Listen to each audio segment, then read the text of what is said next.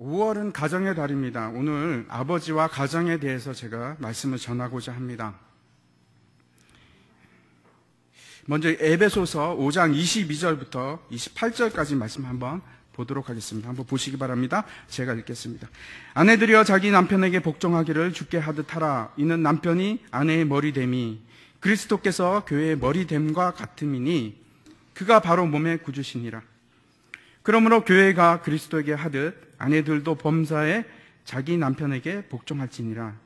남편들아 아내 사랑하기를 그리스도께서 교회를 사랑하시고 그 교회를 위하여 자신을 주신 같이 하라. 이는 곧 물로 씻어 말씀으로 깨끗하게 하사 거룩하게 하시고 자기 앞에 영광스러운 교회로 세우사 티나 주름 잡힌 것이나 이런 것들이 없이 거룩하고 흠이 없게 하려 하심이라. 세상에는 많은 조직과 단체들이 있습니다. 학교도 있고 국가도 있고 국회도 있고 회사도 있고 동창회도 있고 소비자 연맹도 있고 많은 단체들과 조직들이 있습니다. 그런데 이 땅에서 하나님께서 직접 세우신 것은 두 가지가 있습니다. 여러분 혹시 그 두 가지가 무엇인지 아십니까?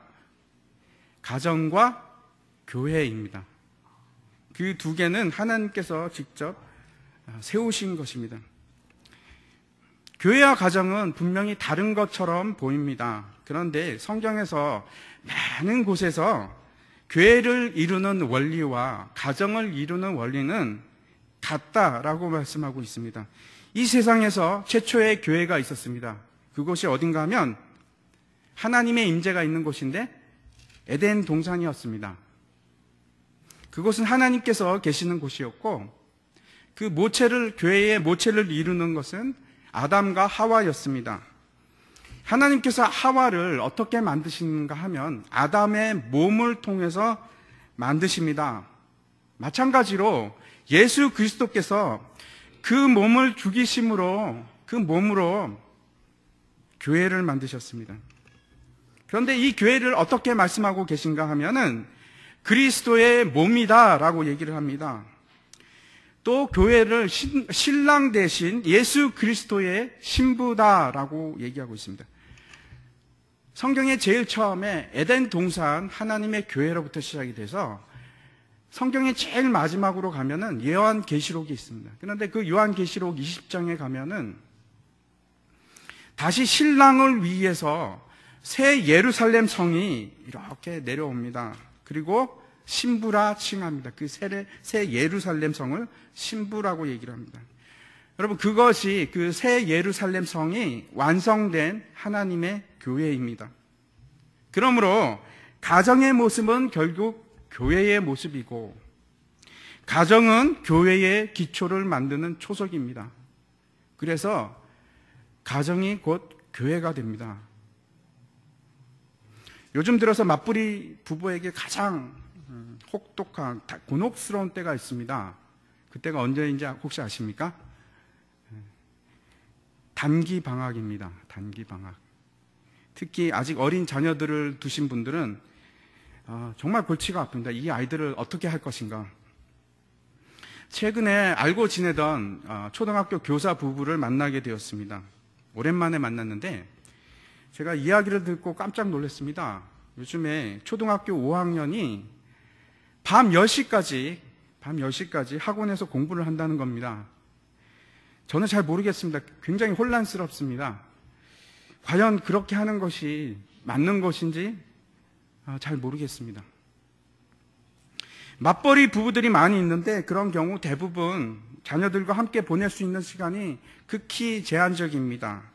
초등학교나 유치원이나 평일에는 학교를 가고 학교가 끝나면 학원으로 가고 학원에서 도서관을 가고 빙글빙글 맴돕니다. 요즘에는 그렇게 하는 것이 정상인 것 같습니다. 제가 최근에 알고 놀라운 일이 있는데 학교는 노는 곳이고 학원은 공부를 배우는 곳이고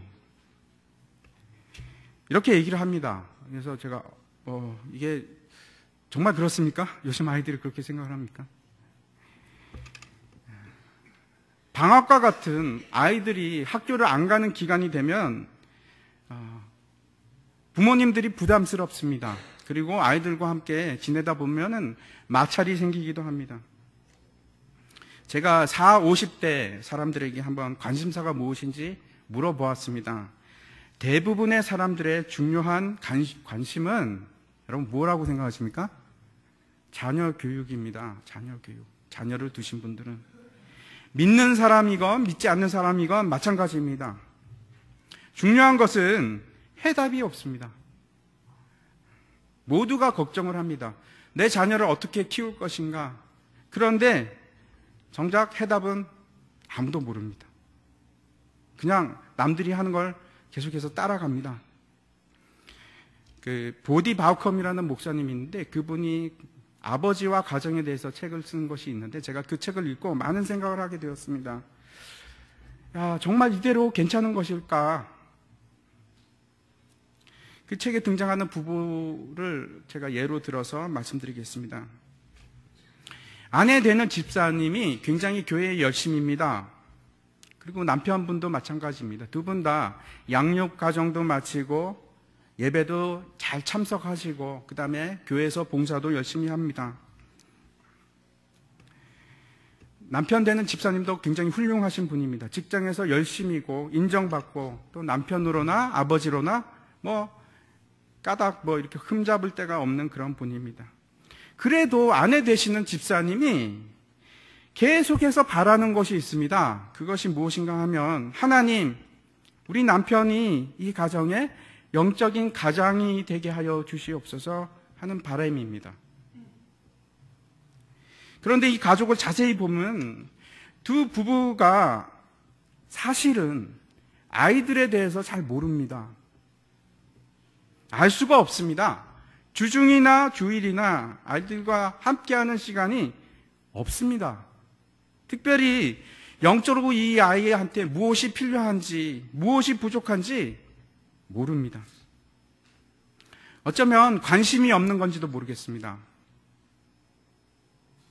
그냥 바라는 것은 아이들이 공부할 시기에 열심히 공부해서 좋은 성적을 내기를 바랍니다. 우리 아이들이 공부를 열심히 했으면 하는 것이 바람의 다입니다. 요즘 대부분의 가정이 그러하듯이 믿는 사람인데도 불구하고 가정에서 예배를 드리지는 않습니다. 그럴 시간도 없습니다. 그러기에는 너무 피곤하다고 생각을 합니다.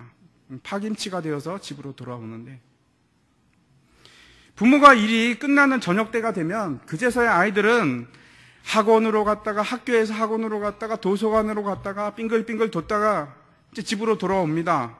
돌아오면은 아이들이 어떻게 합니까? 각자 방으로 들어가서 열심히 핸드폰을 합니다. 아빠는 소파에서 텔레비전을 봅니다. 그리고 아내는 남은 집안일을 마저 합니다. 같은 집에 살기는 하는데 같은 공간에 있지를 않습니다. 다 각자의 공간이 따로 있습니다. 그렇다고 주말이나 주일이 돼서 달라질 것도 없습니다. 주일에는 아침 일찍부터 예배에 참석합니다. 그리고 하루 종일 봉사와 여러 가지 일을 하고 오후 예배가 끝나야지 하루가 마감이 됩니다. 그동안 자기 아이들을 얼굴을 볼 시간도 별로 없습니다. 부모는 이렇게 생각을 합니다. 공부는 학원에 맡기고 노는 것은 학교에 맡기고 그리고 신앙 공부는 신앙 교육은 그냥 교회에 맡기자 하는 것입니다.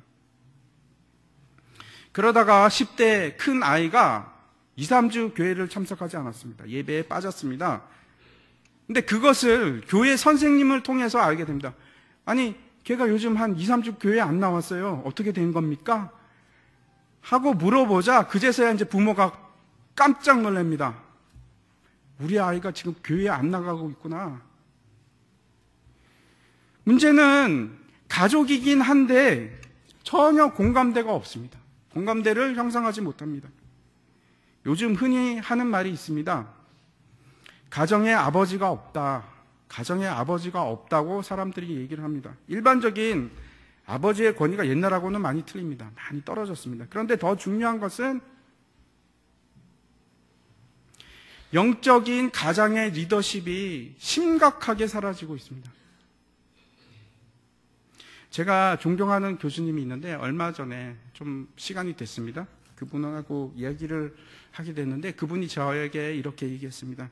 한국 교회에 많은 문제점이 있는데 그 중에 가장 중요한 문제점 하나가 가장으로서의 남자가 사라지고 있다고 얘기를 합니다. 교회에서 가장으로서의 남자가 사라지고 있다고 얘기를 합니다. 제가 많은 공감을 했습니다. 제가 앞에서 말씀드렸던 그 가정에 대해서 가장 큰 문제점의 하나는 가정과 자녀들의 삶에 있어서 영적인 리더십의 부재입니다. 가정은 있는데 그 가정을 이끌어갈 영적인 리더십은 아무도 가지고 있지 않습니다. 아이들은 이렇게 생각합니다. 영적인 문제에 있어서 내 부모님은 나의 리더가 아니라고 생각을 합니다. 마찬가지로 부모님 역시 어떻게 생각을 하냐면 내가 아니라 교회 전도사님이나 목사님이 리더지 나는 관여 안 하겠어 라고 생각을 하는 겁니다. 그 앞에서 예를 들었던 그 남편이 신자로서 잘못된 것은 전혀 없습니다. 열심히 교회 예배에 참석하고 집에서도 나쁜 아빠가 아닙니다. 그러나 정말 문제는 영적인 리더십이 없습니다. 얼마 전에 한 한국의 교회 대형 교단에서 조사를 했습니다. 그런데 심각한 결론을 발표를 했습니다. 그 교회의 50%의 교회가 주일학교가 없습니다. 2010년 이후에 지금 우리나라에서 기독교인이 자꾸 감소하고 있습니다. 눈에 띄게 지금 감소 중입니다. 물론 인구 비율에 있어서 취약 연령 아이들이 자꾸 축소되고 있는 것은 사실입니다. 그러나 그 비율보다 더 크게 심하게 주일학교가 지금 줄어들고 있습니다. 왜 그렇습니까? 왜 그렇다고 여러분 생각하십니까? 제가 생각하기에 가장 큰 이유는 사회의 변화가 아닌가 생각을 합니다. 사고에 있어서 개인주의 사상이 아주 팽배해 있습니다. 요즘 세계를 우리가 흔히 포스트 모던한 사회라고 얘기를 합니다. 포스트 모더니즘이 제가 이제 한마디로 정의를 한다면 포스트 모더니즘 속에서 절대 기준이 사라졌습니다. 그 포스트 모더니즘이 말하는 바가 신은 죽었다, 이성도 죽었다, 진리도 죽었다. 기준이 없습니다.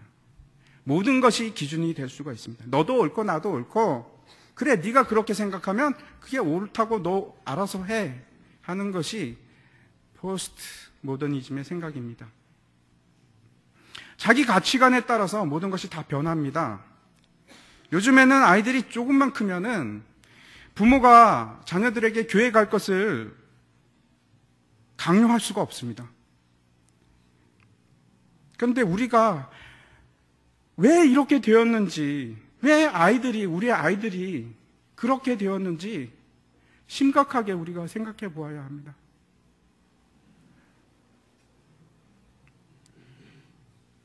또 다른 이유는 사회가 점점 세분화되어 가고 전문화되어 가고 기계화되어 가고 있습니다. 뭐든지 세분화, 전문화됩니다. 심지어는 교회도 마찬가지입니다.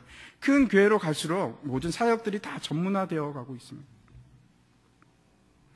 사역도 마찬가지로 기계화되어 가고 전문화되어 가고 있습니다. 요즘에 제가 이런 생각을 합니다. 제가 이제 이란과 터키에 있었습니다. 선교사로 있었습니다. 그런데 이란이나 터키보다 한국이 더 예수 믿기가 힘든 사회가 되었습니다. 정말 그렇습니다. 제가 말씀드리는 것은 사회가 예수를 믿도록 그렇게 그냥 놔두지를 않습니다. 물론 이란이나 터키 같은 곳에서는 눈에 보이는 핍박이 있습니다. 가족으로부터의 핍박이 있기도 하고 때로는 법적인 핍박도 있습니다. 그럼에도 불구하고 그곳에서 신앙생활을 하는 데 있어서는 아무런 문제가 없습니다. 자기가 하겠다고 하면 하는 것입니다. 자기가 교회 가고 싶으면 가는 겁니다. 잡히기 전까지는.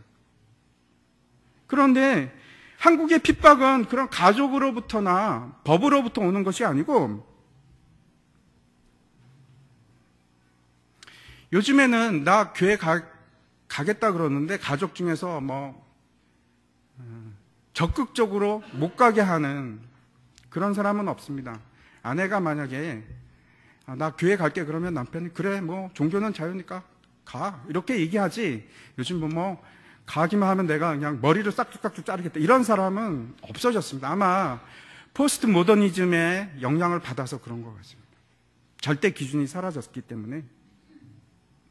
내가 좋아서 하는데 누가 말려. 그래서 그런 거에 대해서는 문제가 없습니다만, 가정적인 핍박이나 법적인 핍박은 없음에도 불구하고 고도화된 사회가 우리를 방해하고 있습니다. 도대체 교회 예배에 갈 시간이 없습니다. 많은 직장들이 주일날 일을 합니다. 최근에 한국에서 급속도로 많아지고 있는 직업군이 있는데 서비스업입니다. 유통업에 종사하는 분들도 많이 계시고, 그래서 마트 같은 데서도 많이 일을 하시고, 그 다음에 또 식당과 같은 요식업체에서 일하시는 분들도 굉장히 많이 있습니다. 주일날 교회 갈 시간이 없습니다. 돈을 벌려면 예배에 가면 안 됩니다. 그래서 교인들이 자기의 의지대로 예배를 드릴 수가 없습니다. 그런 사회가 되었습니다. 여러분, 여기에 계신 여러분들은 참 그래도 다행인 겁니다. 많은 사람들이 그런 갈등 속에서 살아갑니다. 이것이 저는 정말 심각하게 느껴집니다. 이렇듯 사회적으로 우리 자녀들을 영적으로 지켜내기가 너무나 힘든 세상이 되었습니다. 그런데 이렇게 된 중심에는 뭐가 있느냐면, 가정에서 영적인 리더십이 사라지고 있기 때문에 그렇습니다. 다시 한번 에베소서 5장 말씀을 한번 보도록 하겠습니다. 5장 사실 21절에 보면은, 5장 21절에 보면은 뭐라고 얘기를 하냐면, 그리스도를 경외함으로 피차 복종하라 라고 얘기를 합니다. 그래서 모든 사람들은 서로가 서로에게 복종을 해야 됩니다. 그것이 하나님의 명령입니다.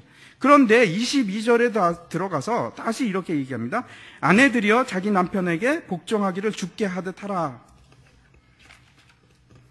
그리고 그 이유를 23절에서 기록하고 있습니다. 그 이유는 남편이 가정의 머리가 되기 때문에 그렇습니다. 마치 그리스도께서 교회의 머리가 되셨듯이 남편은 가정의 머리이기 때문에 그렇습니다. 제가 말씀드리는 것은, 그 머리라는 것은 남편이 힘이 세기 때문에, 또는 남편이 돈을 더 많이 벌어오기 때문에 그런 문제가 아닙니다. 순서의 문제입니다. 디모데 전서에 바울이 어떻게 하나님의 말씀을 기록했나 하면은, 아담이 먼저 지음을 받고 그 후에 하와가 지음을 받았습니다. 그래서 순서가 존재합니다. 교회도 마찬가지입니다. 예수님께서 죽으심으로 말미암아 우리 주 예수 그리스도께서 교회를 세우셨습니다. 그래서 예수님과 교회 사이에는, 머리와 몸 사이에는 순서가 있습니다. 예수님이 먼저입니다. 같은 원리가 가정에서도 존재합니다. 제가 말씀드리는 그 권위라는 것은 힘으로 억누르는 것을 말하는 것도 아니고, 모든 결정을 남편이 해야 된다는 말씀을 드리는 것이 아닙니다. 주 안에서 아내는 남편에게 순복해야 합니다. 그것이 하나님께서 우리에게 주신 명령이고 논리이고 원칙입니다. 지금까지 아무리 남편의 리더십이 형편없었다고 생각하더라도 여러분 인정하셔야 됩니다. 남편은 가정의 리더로서의 권위를 가지고 있어야 합니다. 아무리 남편보다 아내가 기가 세고 리드를 잘하고 그리고 모든 문제에서 척척 앞서 나간다고 하더라도 영적인 문제에 있어서는 그 리더십이 반드시 남편에게 있습니다. 여기에 앉아 계신 여자분들 한번 생각해 보십시오. 항상 그 마음이 있을 겁니다. 영적인 문제는 남편이 리더해 주기를 원하는 마음이 다 있습니다. 왜 그렇습니까? 하나님께서 그렇게 만드셨습니다. 순서를 그렇게 만드셨습니다. 디모데전서 3장 12절을 보도록 하겠습니다. 제가 읽어보겠습니다. 집사들은 한 아내의 남편이 되어 자녀와 자기 집을 잘 다스리는 자일지니. 나는 집사가 아니니까 괜찮아 라고 생각하지 마시기 바랍니다. 그 앞에 보면 장로도 마찬가지 구절이 있고 또 집사가 아닌 분들도 역시 마찬가지인 것이 집사라고 하는 것은 모든 신실한 성도가 결국은 맡아야 할 요구되는 직무이기 때문에 그렇습니다. 그래서 여기 계신 모든 남자분들에게 해당되는 말씀입니다. 제가 한번 다시 읽겠습니다. 집사들은 한 아내의 남편이 되어 자녀와 자기 집을 잘 다스리는 자일지니. 이 중요한 것은 다스린다라고 하는 말입니다. 이 단어를 여러분 어떻게 받아들이십니까? 이것을 정치를 한다 아니면은 잘 돌아가게끔 한다 하는 뜻이 아니고 머리가 된다라는 특별한 뜻을 가진 단어입니다. 이 머리가 된다는 것은 특별히 다른 성경에서 어떤 구절에서 사용되고 있느냐 하면은 영적인 지도자를 위해서 특별히 사용되어지는 단어입니다. 제가 말씀드리는 것은 남편은 가정의 영적인 지도자가 되어서 잘 돌보아야 한다 하는 것이 이 말씀입니다. 다시 에베소서로 들어가서 5장 27절 말씀을 한번 보도록 하겠습니다. 25절부터 27절까지 말씀을 한번 보시기 바랍니다. 남편들은 아내 사랑하기를 그리스도께서 교회를 사랑하시고 그 교회를 위하여 자신을 주심같이 하라. 이는 곧 물로 씻어 말씀으로 깨끗하게 하사 거룩하게 하시고 자기 앞에 영광스러운 교회로 세우사 티나 주름 잡힌 것이나 이런 것들이 없이 거룩하고 흠이 없게 하려 하심이라.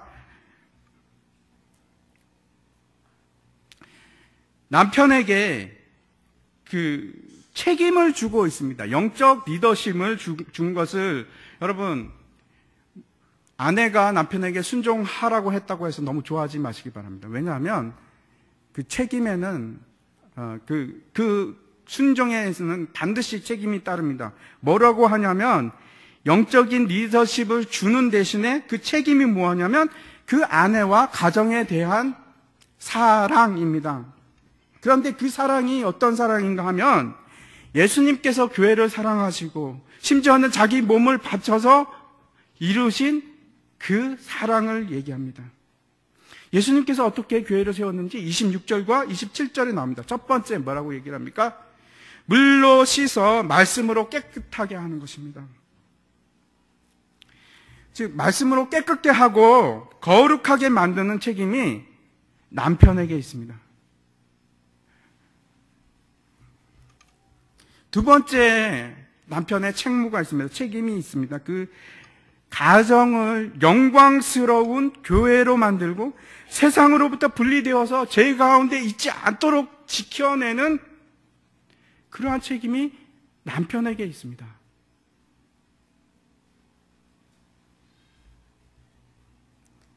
그런데 이 일을 행함에 있어서 마치 예수님께서 자신을 주심같이 그렇게 하라고 합니다. 남편이 자신의 몸을 여기 계신 모든 남성분들 잘 들으시기 바랍니다. 여러분의 몸을 귀히 여기고 딴 것보다 더 중요하게 여기는 것이 아니고 여러분이 맡은 책임이 있는데 그 책임은 여러분의 아내와 가정을 목숨을 다해서 사랑하는 것인데 목숨을 다해서 여러분의 가정을 지키는 것인데 말씀으로 지켜서 세상에서 죄 가운데 거하지 않도록 말씀으로 지키는 것이 여러분의 책무입니다.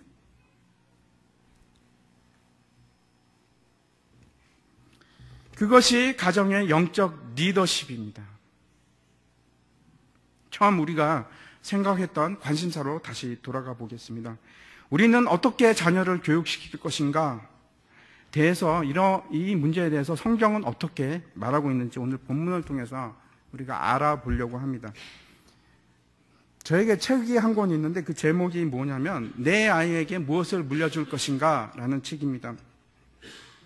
여러분은 자녀에게 무엇을 물려줄 것인지 한번 생각해 보신 적이 있으십니까? 무엇을 물려주기를 원하십니까?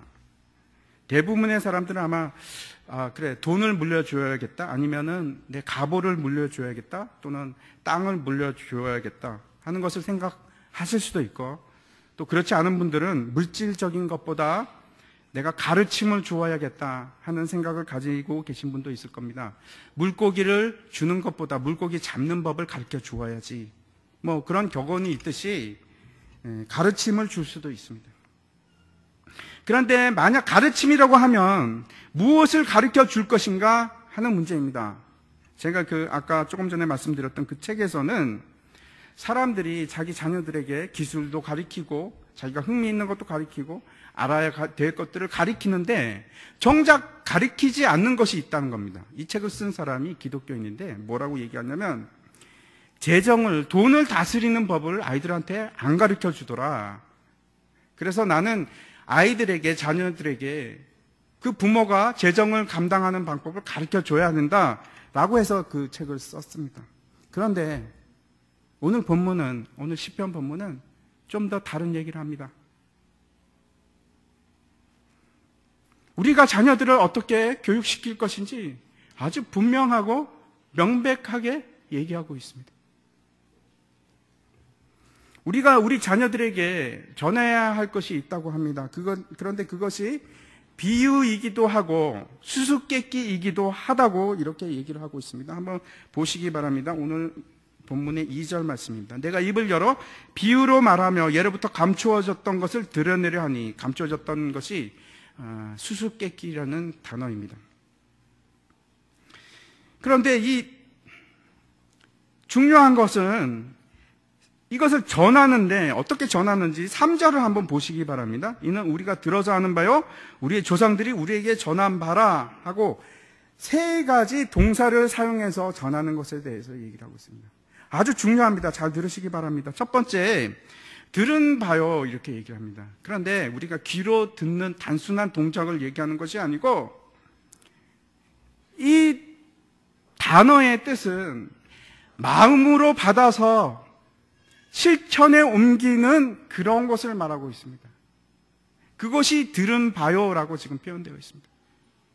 내 마음으로 완전히 받아서 내 마음이 정말 그렇구나 동의를 하고, 그래서 내가 실제로 그 전에 들은 대로 행하는 것, 그것을 지금 들은 바요 이렇게 얘기합니다.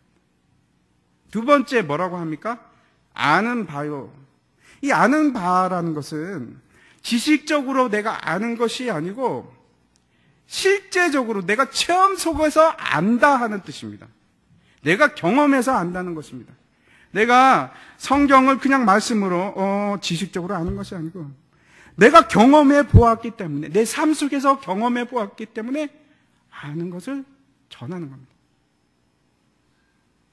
세 번째, 무슨 단어를 쓰고 있냐면 전함바라라고 얘기를 합니다. 이 전했다는 것이 구전되어서 내가 들은 것을 똑같이 이야기해 준다는 것이 아니고, 여기서 전하다는 뜻은 특별한 뜻을 가지고 있습니다.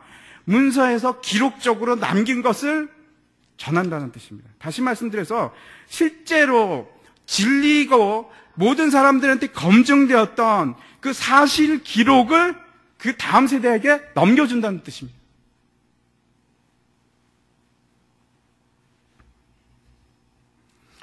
다시 말씀드려서 내가 분명히 진실이라고 확인한 것을 준다는 겁니다. 여러분, 우리가 전해야 할 바, 앞에서 뭐라고 얘기하냐면 비유 또는 수수께끼라고 하는데, 그 비밀스러운 것이 무엇인지 아십니까? 그게 4절과 5절에 나와 있습니다. 4절에 먼저 보면은 뭐라고 되어 있냐면 3가지를 얘기하는데, 여호와 하나님의 영예, 즉 영광, 두 번째 여호와 하나님의 능력, 그리고 세 번째 여호와 하나님의 그 행하신 놀라운 사적 일들을 얘기합니다. 그 세 가지를 얘기합니다. 그런데 이것들이 뭔지 다시 5절에 다시 한번 설명하고 있습니다. 증거라고도 하고 법도라고도 합니다. 이것이 하나님의 말씀입니다. 하나님의 말씀 속에서는 하나님의 영광이 들어있고 하나님의 능력이 들어있고 하나님께서 행하신 사적들이 여기 다 기록이 되어 있습니다. 그것을 전하는데 그 후손에게, 그 후손의 후손에게 계속해서 전하라고 합니다. 7절을 한번 보시기 바랍니다. 성경에서 이렇게 전하라고 하는데, 이 하나님의 말씀을 전하라고 하는데 왜 전해야 하는가? 그 이유에 대해서 또 세 가지를 7절에서 기록하고 있습니다. 뭐라고 하는지 한번 보시기 바랍니다. 그들로 그들의 소망을 하나님께 두며 하나님께서 행하신 일을 잊지 아니하고 오직 그의 계명을 지켜서, 이렇게 얘기합니다. 세 가지. 첫 번째가 그들의 소망을 하나님께 두게 하기 위해서. 두 번째, 하나님의 그 일들을 기억하게 하기 위해서. 세 번째, 그의 계명을 지키게 하기 위해서. 여러분, 이것이 우리 교육의 목적입니다. 여러분의 자녀를 교육하는 방법입니다. 세상 사람들과 신자들 사이에 분명하게 다른 한 가지가 있습니다. 이 땅을 살아가는 이유입니다. 그런데 너무나 중요합니다. 제가 여러분의 강조해서 말씀드립니다. 잘 들으시기 바랍니다. 예를 들어서 내가 살아가는 이유가 거룩한 사람이 되기 위함이다 라고 합시다. 그러면 내가 거룩한 사람이 되기 위해서 무언가를 해야 합니다. 내가 기도를 하고 내가 말씀을 듣고 예배에 참석하고 무언가 행위를 하게 만드는 겁니다. 아시겠습니까? 그래서 많은 사람들이 착각을 합니다. 잘 들으시기 바랍니다. 사람이 거룩한 사람이 되기 위해서, 제가 그것이, 그 행위들이 나쁘다는 것이 절대 아닙니다. 그것은 선한 것입니다. 그러나 내가 어떠한 상태가 되기 위해서, 내가 선한 사람이 위한 것이 목적이 된다면, 심지어는 내가 천국에 가는 것이 나의 삶의 목적이 된다면, 그것은 반드시 여러분에게 행위를 요구합니다. 그리고 그것들은 여러분에게 무엇을 주냐면 목마름을 줍니다. 아무리 채워도 해결할 수 없는 목마름을 줍니다. 여러분이 무언가가 되기 위한 상태가 여러분의 목적이라면, 내가 행복해지는 것이 나의 목적이라면, 내가 선한 사람이 되는 것이 나의 목적이라면, 여러분은, 제가 장담해서 말씀드립니다. 여러분 끝까지 자유함은 찾을 수 없습니다. 여러분은 끝까지 목마름 속에서 살아갈 것입니다.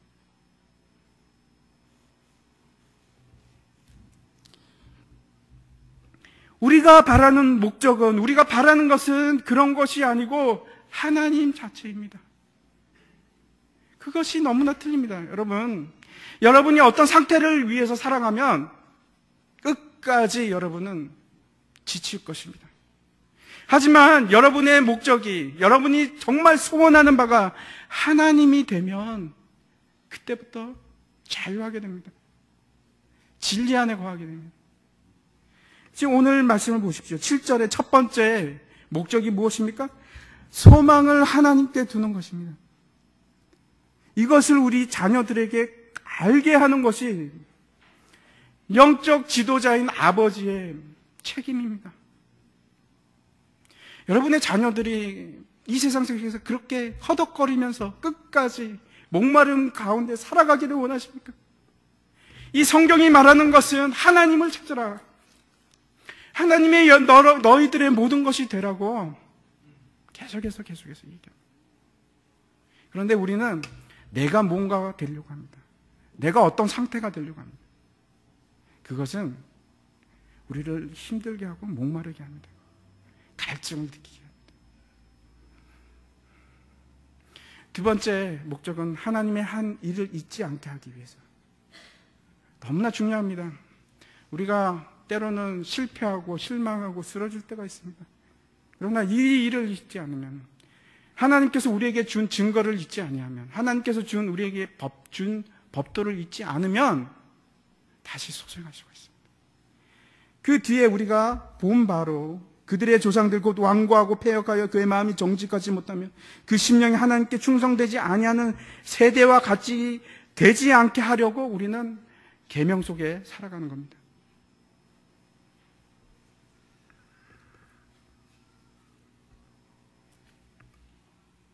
이제 오늘 말씀을 제가 정리하겠습니다. 오늘 여기 계신 모든 남자분들에게, 남성분들에게 간곡하게 말씀드립니다. 여러분이 1인 가정의 가장이든 2인 가구의 가장이든 3인 가구, 4인 가구, 5인 가구의 가장이든 여러분 모두 영적인 지도자입니다. 하나님께서 세우셨습니다. 그런데 그 영적인 지도자는 책임을 감당해야 합니다. 그 책임은 여러분에게 주어진 가정입니다. 그 가정을 사랑하시되 죽기까지 사랑하시는데 말씀으로 지켜내가는 겁니다. 그 사랑하는 방법이 분명하게 에베소서에서 기록되어 있는데 말씀으로 그 가정을 거룩하게 만드는 것이 여러분의 책임입니다.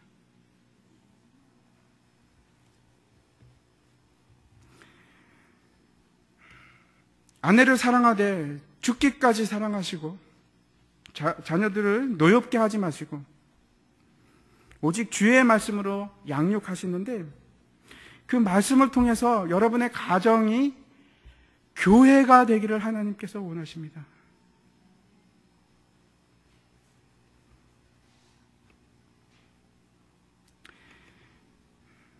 말씀을 가르치는 진짜 교육은 이것입니다.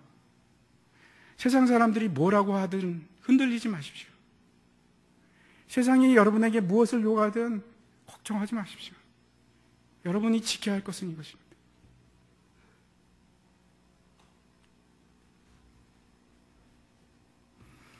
이게 진짜 교육입니다. 생명을 살리는 교육입니다. 여러분의 자녀들의 생명을 지켜내는 유일한 교육입니다. 그 책임이 아버지에게 있습니다. 그 책임이 아버지에게 있습니다.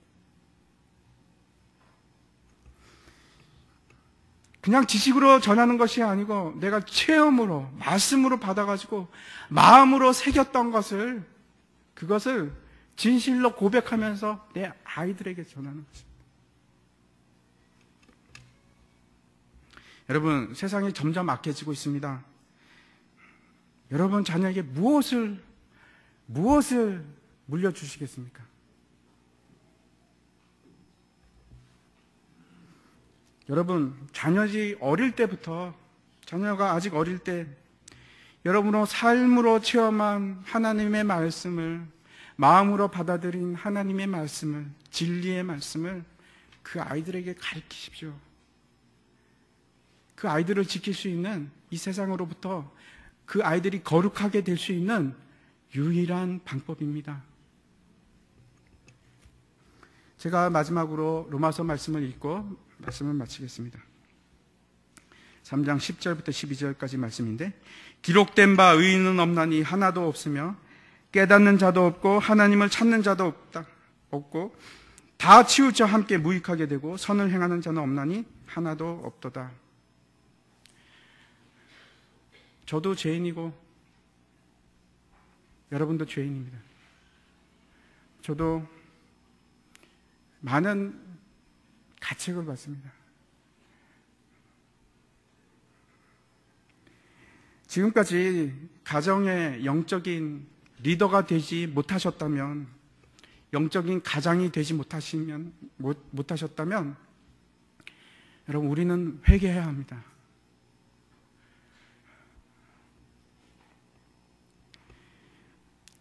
여기 계신 모든 남자분들은 가장으로서 가정의 영적인 리더가 되시기를 축원합니다. 같이 기도하도록 하겠습니다.